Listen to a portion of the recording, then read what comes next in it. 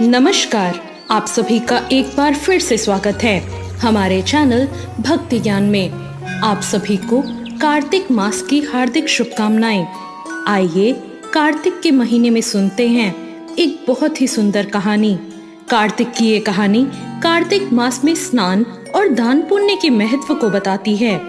बहुत समय पहले की बात है। एक इल्ली थी और एक घुन था। इल्ली और घुन दोनों दोस्त थे। एक बार इल्ली ने घुन से कहा, चलो घुन, इस बार कार्तिक स्नान कर लें। इस पर घुन ने जवाब दिया, मैं तो मोट बाजरा खाकर मौज करने वाला जीव हूँ, मैं क्यों नहाऊं। इल्ली ने उसे बहुत मनाया पर वो नहीं माना। फिर घुन के मना करने पर इल्ली अकेले ही स्नान के लिए चली गई। जब एक राजा की बेटी नदी पर कार्तिक स्नान करने आई तो वो राजा की बेटी के पल्लू से लगकर कार्तिक का स्नान कर लेती, जिससे इल्ली को भी इसका पुण्य मिलता रहा। कार्तिक मास समाप्त होने के बाद इल्ली और घुन दोनों ही मर गए। अगले जन्म में इल्ली को कार्तिक स्नान के पुण्य के कारण राजा के घर में जन्म मिला और वो वहां राजकुमारी बनी।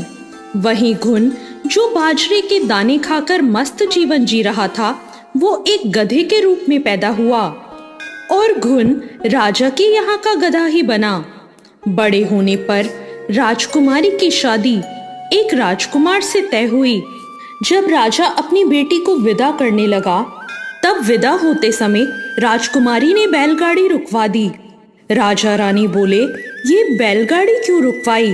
बेटी, तुझे क्या चाहिए, मांग ले। तब लड़की बोली, मुझे तो ये गधा चाहिए। वो बोले, गधा, गधे का क्या करेगी? कुछ और मांग, धन दौलत मांग, जो चाहे ले जा। परंतु राजकुमारी नहीं मानी। वो बोली, मुझे तो यही गधा चाहिए। जब राजकुमारी नहीं मानी तो उस गधे को उसकी बैलगाड़ी के साथ बांध दिया गया और गधा भी फुदक फुदक के बैलगाड़ी के साथ भागने लगा। लड़की जब महल में जाने लगी तो उसे वहां सीढ़ी के नीचे बांध दिया गया। जब राजकुमारी जाने लगी तो गधे ने उस लड़की से कहा, मुझे थोड़ा पानी पिला दो। तब राजकुमारी ने कहा, मैंने तुझे पहले कहा था ना, पर तू बोला नहीं, मैं तो बाजरा खाऊंगा, ठंडा ठंडा पानी पीऊंगा। अब देख, बन गया ना गधा। अब उस राजकुमारी की देवरानी जेठानियां देख रही थी कि वो उस गधे से बात कर रही है। अब राजकुमारी की शादी जिस राजकुमार से हुई थी, यानी कि जो उनका देवर था, उसके पास वो जाकर बोली, अरे ये किसको ब्याह कर ले आए? ये राजकुमारी है या जादूगरनी, जानवरों से बात करती है। वो बोला, मैं अपने कानों की सुनी नहीं मानता, आंखों से देखूंगा तभी मानूंगा। दूसरे दिन वो छुपकर बैठ गया और देखता है कि रानी महल से नीचे उतरी तो गधा उससे बात कर रहा था और वो राजकुमारी भी उससे जवाब दे रही थी। अब राजकुमार ये देखकर हैरान रह गया। अब राजकुमार राजकुमारी के पास आया और गुस्से से तलवार निकाल दी और बोला, तू बता, तू जानवरों से बात कैसे कर सकती है? बता दो, नहीं तो अच्छा नहीं होगा।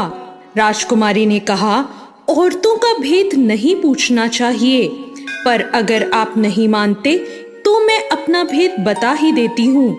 राजकुमारी ने कहा, मैं पिछले जन्म में एक इल्ली थी और ये घुन था। तब मैंने इसे कहा था कि कार्तिक का स्नान करे, पर ये नहीं माना और इसी कारण ये एक गधा बन के पैदा हुआ और मैं राजकुमारी के पल्ले से लगकर कार्तिक नहाई और इस पुण्य के कारण मुझे राजा के घर जन्म मिला। ये बात सुनकर राजकुमार बोला, कार्तिक में नहाने का क्या फल होता है?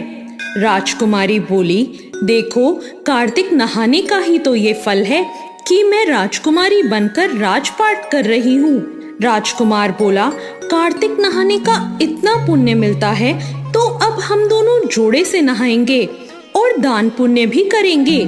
और वो दोनों भी कार्तिक का स्नान करने लगे और उन्होंने निर्णय लिया कि वो दोनों हर साल जोड़े से कार्तिक स्नान किया करेंगे और दान पुण्य करेंगे। और उन्होंने ऐसा ही किया, जिससे उनके राज्य में खूब धन दौलत और संपत्ति बढ़ी। तो ये थी आज की कथा। ये कथा हमें ये सिखाती है कि भगवान के प्रति श्रद्धा और भक्ति से किया गया कोई भी शुभ कार्य, चाहे वो कितना छोटा भी क्यों ना हो, बहुत बड़ा फल देता है। वहीं लालच और आलस में किए गए काम का परिणाम अच्छा नहीं होता। हे कार्तिक महाराज, जैसे इल्ली को सुख दिया वैसे सभी को देना, और जैसा घुन को दिया वैसा किसी को मत देना। तो ये थी आज की कथा। आपको आज की ये कथा कैसी लगी, कमेंट करके जरूर बताएं। कथा अच्छी लगी हो तो लाइक जरूर करें, और अभी तक मेरे चैनल भक्ति ज्ञान को सब्सक्राइब नहीं किया हो तो सब्सक्राइब जरूर करें। धन्यवाद।